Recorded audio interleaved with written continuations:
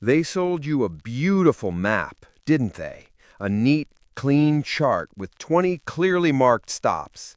Wake up early, take the cold shower, read the 10 pages. They told you if you just followed the instructions, you'd arrive at the destination, a stronger, more disciplined version of yourself. And for a while, it worked. You felt the momentum. You felt the small victories stacking up, one on top of the other, like stones in a fortress wall. But I'm here to tell you what they don't put on the map. I'm here to tell you about the territory itself, the storms that aren't in the forecast, the sheer cliffs that look like gentle slopes on paper, the profound, bone-deep silence you find in the wilderness between who you are and who you are trying to become. They gave you the blueprint for the sword, but they never taught you how to wield it in the chaos of a real battle. This is what happens next. This is the part they leave out. The first brutal truth you'll face is that progress is not a straight line. It's a jagged, violent heartbeat. You thought every day would be a step forward, a little stronger, a little better. But one day, you'll wake up and the fire will be gone. You'll lose a fight with the alarm clock. You'll skip the workout. You'll fall back into an old comfortable pattern. And a voice in your head, a treacherous, mocking voice, will whisper, "See, you haven't changed at all." This is the first great test. Discipline isn't about never falling. It's about the grim, exhausting, unglamorous act of getting back up when every fiber of your being screams at you to stay down. It's about forgiving yourself for the stumble, not by letting yourself off the hook, but by lacing up your boots and taking the next step anyway, with the bitter taste of failure still in your mouth. And as you start walking again, you'll discover the second truth, and this one hurts. True discipline breeds a profound loneliness. When you start holding yourself to a higher standard, you become a mirror to the people around you, and most people don't like what they see. Your commitment highlights their excuses. Your early mornings mock their late nights. You become a ship pulling away from the harbor, and for a while, they'll wave from the shore. But the longer you sail, the smaller they become, until one day you look back and the shore is gone. I remember one specific Friday. My phone was buzzing with invitations to parties, but I was lacing up my shoes for a brutal 10-mile run in the pouring rain. And in that cold, wet silence, seeing only my own reflection in the puddles on the dark street, I understood. This was the price. And for the first time in my life, I was willing to pay it. Then comes the paradox, the cruelest cosmic joke of them all. The great reward for your discipline is simply more and harder discipline. You thought you were climbing a mountain to reach a beautiful plateau where you could finally rest. You were wrong. You were climbing a mountain to get a better view of the entire unconquered mountain range that lies beyond it. Every demon you slay reveals a bigger, uglier one waiting in the wings. Every challenge you overcome just qualifies you for a more difficult one. Discipline isn't a debt you pay off. It's a rent you pay every single day for the right to occupy a space of growth and excellence. The finish line is a mirage. The road is all there is. And on that endless road, you will realize the fourth and perhaps most terrifying truth. Your own mind is not your ally. It is your primary, most intimate, and most relentless enemy. It's a master negotiator, a saboteur hiding in your own command tent. It will whisper the most convincing lies in your own voice. Just one day off won't hurt. You've earned a break. This is too hard. Why are you doing this? It will weaponize your fatigue, your desires, and your fears against you. The real war isn't against the weights in the gym or the task on your desk. The real war is a silent, brutal, moment-to-moment civil war fought inside the fortress of your own skull. Discipline is the art of recognizing that voice for the traitor it is and calmly, coldly refusing to surrender. Sounds exhausting, doesn't it? It is. But let me ask you, who do you want sitting on the throne of your life? Yourself or that whispering voice of doubt? This internal war is invisible, which brings us to the fifth truth. Absolutely no one cares about your effort.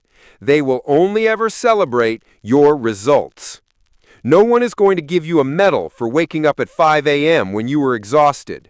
No one will throw you a parade for choosing a salad over a pizza. The world is a cold, indifferent spectator. It doesn't see the sweat, the struggle, or the sacrifice. It only sees the trophy at the end. You cannot rely on external validation to fuel you, because that fuel tank will almost always be empty. The only approval you can depend on is your own. The quiet, unshakable nod of self-respect you give yourself in the mirror is the only applause that will ever truly matter. That's why you must understand the sixth truth. Motivation is a myth, or more accurately, it's a fair-weather friend.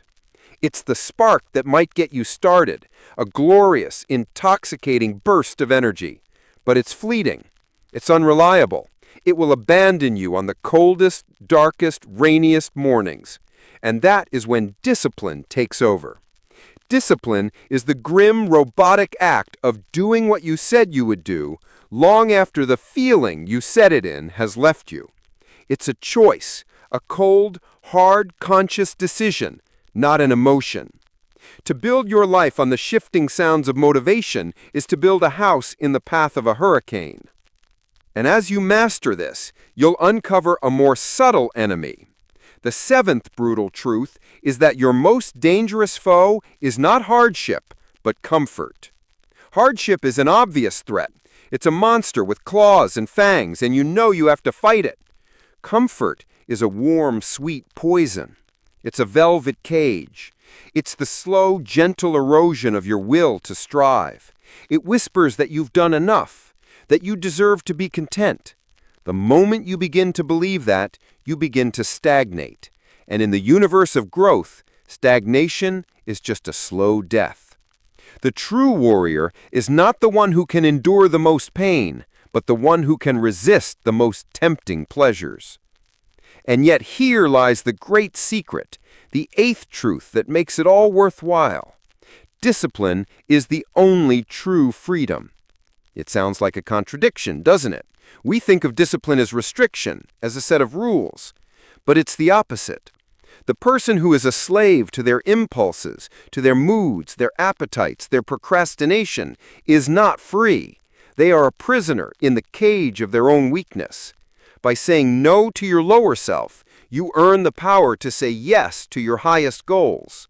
The discipline to manage your finances gives you the freedom from debt. The discipline to train your body gives you the freedom from illness and weakness. The discipline to focus your mind gives you the freedom to create the life you actually want, not the one your whims and moods dictate for you. But this freedom comes with a warning.